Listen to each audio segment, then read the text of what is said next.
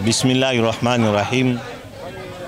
Kwa nafasi yangu ni mkurugenzi mkuu wa kituo hiki cha dua cha Bidabida Dua Center kilichopo hapa Mburahati National Housing, mtaa wa Manyara, nyumba namba 23. Leo tulikuwa na tukio ambalo ni maalum kwa ajili ya kurejesha faraja kwa watoto mayatima na wale ambao wasiojiweza. Tukio hili tumelifanya kwa niaba ya kituo chetu cha Bidabida Dua Center, lakini kwa kushirikiana na wadau mbalimbali ambao wametusapoti, ikiwemo familia ya Chengawe. Lengo na makusudio ni kuwatazama watoto mayatima, kwa sababu wengi wamewasahau watoto hawa. Wanaishi katika mazingira ambayo wanahitaji sana kutazamwa, kuwezeshwa na kusaidiwa katika masuala yao ya kielimu, ya kimakuzi na kiusalama. Kwa hiyo sisi kama Bidabida Dua Center tumeona tulifanye hili kadri ambavyo Mwenyezi Mungu ametuwezesha kulifanya, na tunamshukuru, alhamdulillah, limefanyika jambo letu. Lakini tumelifanya kwa kushirikiana na baadhi ya viongozi wa serikali na baadhi ya viongozi wa kidini, kwa maana ya mashehe mbalimbali. Kama tulivyoona, tulikuwa na shekhe wa wilaya yetu ya Ubungo, Sheikh Maulidi Kidebe, lakini pia tulikuwa na shekhe wa wilaya ya Kinondoni, Sheikh Muhammad, na mashekhe mbalimbali wa kata tofauti. Lakini pia tulikuwa na mashekhe wakubwa ambao wao katika nchi hii na nje ya nchi wanasikika, wanapendwa, wanaeleweka, akiwemo Sheikh Othmani Singa.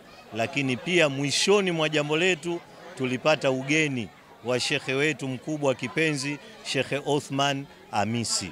Huyu ni shekhe mkubwa miongoni mwa mashekhe wakubwa katika Afrika Mashariki kwa sasa, ambaye leo hii alikuwa na kipindi katika Busati la Mtoro, lakini ametukimbilia Bidabida Dua Center na amezungumza, ametoa nasaha zake mbalimbali.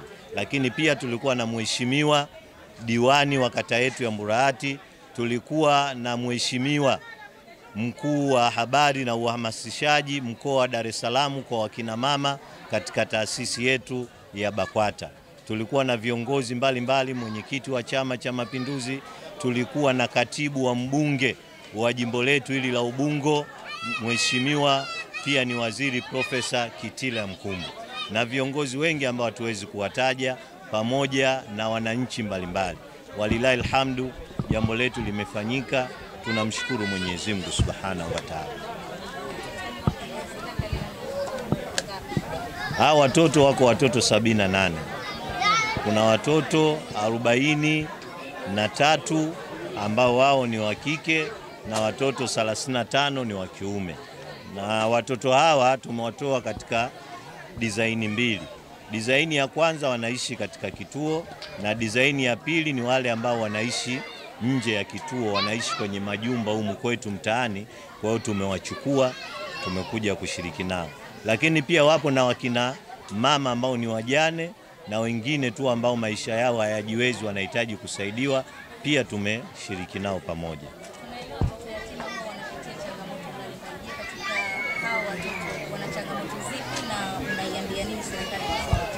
Cha kwanza, watoto hawa changamoto kubwa tulioiona sisi, wana changamoto katika swala zima la maadili, la malezi.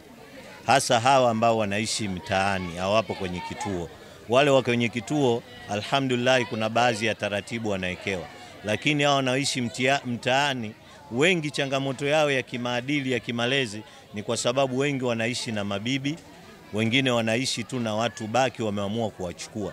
Lakini ukifuatilia hasa unakuta ule uangalizi wao, namna ya kuwachunga katika kuwalea ni tofauti na wale watoto ambao wanachungwa na kulelewa na baba na mama zao wa kuwazaa. La pili ni katika masuala mazima ya kielimu. Wengi changamoto yao katika masuala ya ada na masuala ya vifaa vya shule, hasa uniform na viatu. Madaftari haya, peni wanapata, lakini ukiwatembelea, ukiwaona, kuna wengine wanavaa viatu vimechanika, wengine wanavaa suruali au sketi au mashati yamefubaa au yamechanika. Hii ni changamoto kubwa ambayo inatuumiza sisi kama Bidabida Dua Center. Unaipe kuambia sasa jamii na kwa ujumla kuhusiana na hao yatima na wasiojiweza? La kuambia jamii, tuwaangalie watoto mayatima. tusiwakumbatie watoto zetu, tuangalie na hao watoto mayatima. Sisi tunatamani na insha Allah tuna malengo hayo ya kusimama na watoto mayatima, hata kwa kuanza na 2, 3, 4 mpaka wawe wengi, kuhakikishia elimu yao, mavazi yao, afya zao, malezi yao.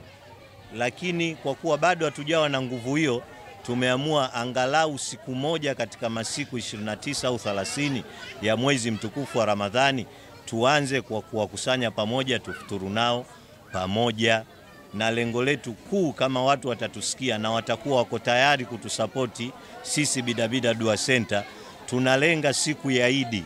Siku ya Idi ni siku ambayo watu wanatakiwa wafurahi. Kwa hiyo watoto hawa tunalenga siku ya Idi tuwafurahishe kwa chakula, tuwafurahishe kwa mavazi, tuwafurahishe kwa vinywaji. Insha Allah, Mheshimiwa Diwani ameanza kufungua mlango huu. Mheshimiwa wetu Diwani wa kata ya Mburahati amesema baada ya hapa tumtafute, tukae naye chini, tuliratibu ili swala la siku ya Idi kwa hawa watoto mayatima. Kwa hiyo na jamii yote ambayo inatusikia nayo ije tuungane, tuwawezeshe watoto mayatima.